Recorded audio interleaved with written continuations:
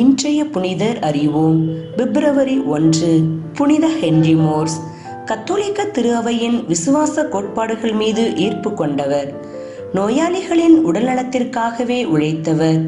பாவ மன்னிப்பு மற்றும் நோயில் பூசுதல் வழங்குதல், இறந்தவர்களை அடக்கம் செய்தல் போன்ற பணிகளை செய்தவர்.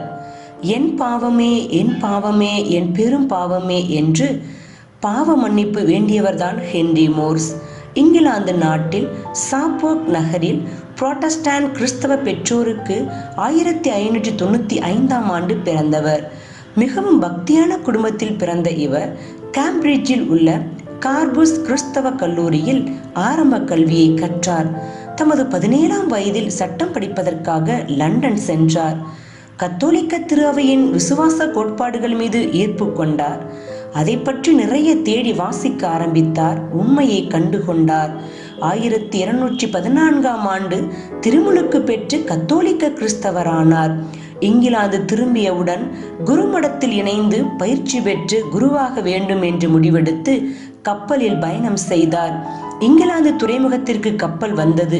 அப்போது அங்கிருந்த அதிகாரிகள் கப்பலில் பயணம் செய்த அனைவரும் இங்கிலாந்து அரசரின் ஆங்கிலிக்கன் திருச்சபை அதிகாரத்தை தாங்கள் ஏற்றுக்கொள்வதாக உறுதிமொழி அளிக்க வேண்டும் என்றார். பலரும் உறுதிமொழி அளித்தார்கள்.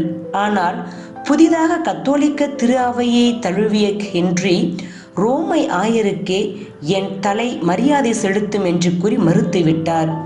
கோபம் கொண்ட அதிகாரிகள் ஹென்ரியை கைது செய்து சிறையில் அடைத்தார்கள். 4 ஆண்டுகளுக்கு பிறகு விடுதலையான ஹென்றி மோர்ஸ் ரோமைக்கு சென்றார். 1623இல் குருவாக திருநிலைப்படுத்தப்பட்டார். அங்கிருந்து இங்கிலாந்து திரும்பும் முன் அகில உலக இயேசு சபை தலைவரை சந்தித்து தன்னை இயேசு சபையில் சேர்த்து கொள்ளுமாறு வேண்டினார். வேண்டுகோளை ஏற்றுக்கொண்ட தலைமை அருள் தந்தை, இங்கிலாந்திற்கு செல்லுங்கள், அங்கு நீங்கள் சேர்த்து கொள்ளப்படுவீர்கள் என்று உறுதியளித்தார். அதன்படி இங்கிலாந்து சென்ற ஹென்றி அங்கிருந்த இயேசு சபை தலைவரை சந்தித்து சபையில் சேர்ந்து கொண்டார். நவதுறவியாக பயிற்சியை ஆரம்பித்தார். நியூகேஸ் பகுதியில் மேய்ப்பு பணியாற்றி கொண்டே பயிற்சி பெற்றார். 18 மாதங்களாக பல்வேறு பகுதிகளில் பணியாற்றிவிட்டு கப்பலில் வந்து கொண்டிருந்த போது இராணுவ வீரர்களால் தடுத்து நிறுத்தப்பட்டார். ஏனென்றால் வியாபாரி போல மாறுவேடமிட்டு கப்பலில் தப்பித்து சென்ற ஒரு குருவை தேடி வந்தார்கள். அந்த குரு கிடைக்காததால் ஹென்ரியை கைது செய்தார்கள். 2வது முறையாக கைது செய்யப்பட்ட ஹென்ரியை நியூகேஸில் சிறையில் அடைத்தார்கள். 3 ஆண்டுகள் சிறையில் இருந்தபோது இங்கிலாந்திற்கு செல்ல தடை விதிக்கப்பட்டார். சிறையில் இருந்து விடுதலையாகி பிளாண்டர்ஸ் நகரில் இருந்த ஸ்பானிய வீரர்கள் மத்தியில் பணியாற்ற ஆரம்பித்தார். 1633 லண்டனுக்கு வெளியே உள்ள புனித கிளாஸ் பங்கிற்கு அனுப்பினார்கள். அங்கு பணியாற்றிய நாள்களில் அப்பகுதியில் கொள்ளை நோய் மிகுதியாய் பரவ ஆரம்பித்தது. குழந்தைகள் முதல் முதியவர் வரை எல்லா வயதினரும் கொள்ளை நோயினால் இறந்து கொண்டிருந்தார்கள். அவர்களுடன் தன்னையே முழுமையாக கரைத்து கொண்ட ஹென்றி அவர்களின் உடல் நலத்திற்காக உழைத்தார். அவர்களுக்கு மருந்து கொடுத்து பாவ மன்னிப்பு மற்றும் நோயில் பூசுதல் வழங்குதல், இறந்தவர்கள் நல்லடக்கம் செய்தல் போன்ற பணிகளை செய்தார். இதை கண்ட பல வீரர்கள் பொறாமையினால் ஹென்ரியை மீண்டும் சிறையில் அடைத்தார்கள். இவரின் சேவையினால் ஈர்க்கப்பட்ட அரசிதான் ஹென்ரிட்டா மரியா. இவள் 2 மாதங்களில் ஹென்ரியை விடுதலை செய்ய உதவி செய்தார். ஹென்றி 1643இல் மீண்டும் இங்கிலாந்து சென்று பணியாற்றுமாறு பணிக்கப்பட்டார். அதன்படி ஓய்வின்றி பணியாற்றிய ஹென்றி ஒரு நாள் இரவு தம் தோழர்களுடன் வந்து கொண்டிருந்தார்.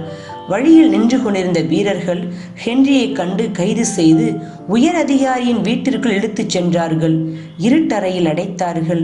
அந்த உயர் அதிகாரியின் மனைவி யாருக்கும் தெரியாமல் கத்தோலிக்க திரு அவையை பின்பற்றியவர். அவர் இரவோடு இரவாக ஹென்ரியை தப்பிக்க வைத்து விட்டார். 6 வாரங்களுக்கு பிறகு மீண்டும் தன் தோழர்களுடன் நெடுந்தொலைவு நடந்து பணியாற்றிவிட்டு வரும்போது குடிக்க தண்ணீர் கேட்டு ஒரு வீட்டு கதவை தட்டினார். கதவை திறந்தவன் ஒரு இராணுவ அதிகாரி. இவன் ஹென்ரியை அடையாளம் கண்டுகொண்டு மீண்டும் கைது செய்தான். விசாரணை நடந்தது. தடையை மீறி இங்கிலாந்திற்குள் நுழைந்ததால் மரண தண்டனை விதிக்கப்பட்டது. தண்டனை நிறைவேற்ற 4 நாட்கள் இருந்த இடைவெளியில் பலர் சென்று ஹென்ரியை சந்தித்து ஜெப உதவி வேண்டினார்கள். கத்தோலிக்க நாடுகளின் தூதுவர்களும் வந்து சந்தித்தார்கள். இங்கிலாந்தில் இருந்த மற்ற கத்தோலிக்க கிறிஸ்தவர்களும் இத்தூதுவர்கள் தங்களின் உடன் இருப்பை காட்டினார்கள். தீர்ப்பின்படி பிப்ரவரி 1 1645 ஆண்டு தூக்கிலிட்டு ஹென்ரியை கொலை செய்தார்கள். இறப்பதற்கு முன் என் பாவமே, என் பாவமே, என் பெரும் பாவமே என்று மன்னிப்பு வேண்டி இறையடி சேர்ந்தார். 1929 டிசம்பர் 15 அன்று திருத்தந்தை 11ஆம் பத்திநாதரால் அருளாளர் நிலைக்கு உயர்த்தப்பட்டார்.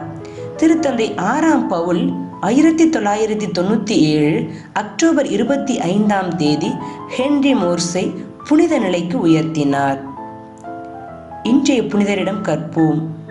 மனநிலை மாற்றங்கள் எப்போதாவது தான் நிகழும். அதில் உறுதியுடன் தொடர்பவர்கள் தான் வரலாற்றில் இடம் பிடிக்கிறார்கள்.